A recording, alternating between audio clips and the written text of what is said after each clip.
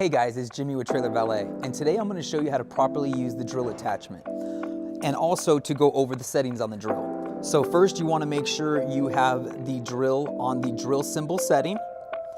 Start off with speed 1. Once you get comfortable with the drill attachment, then you can move up to speed 2.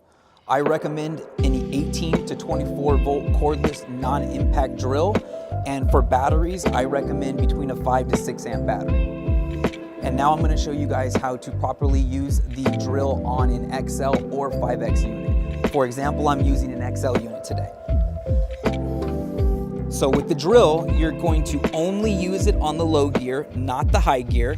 And obviously you have the left and right drive shaft depending on if you're left or right-handed. So you're going to place the drill on the low gear, and you're going to have the battery in the upright position, and you're actually going to engage it with your thumb, not your trigger finger.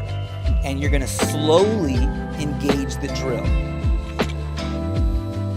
And then you can slowly work up the speed as you get familiar and used to the drill. I do not recommend gunning the drill.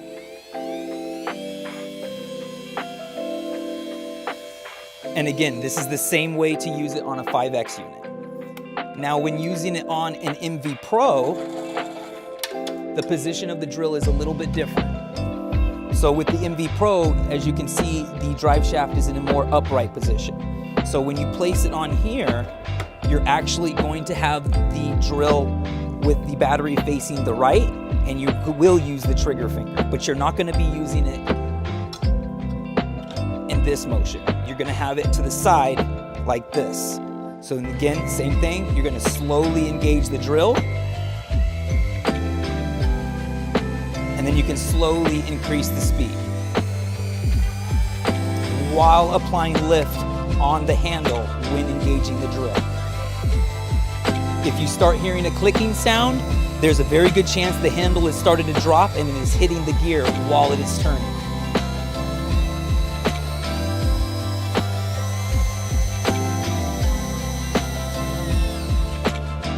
That is how you properly use the drill attachment with the Trailer Valet MV Pro and XL unit.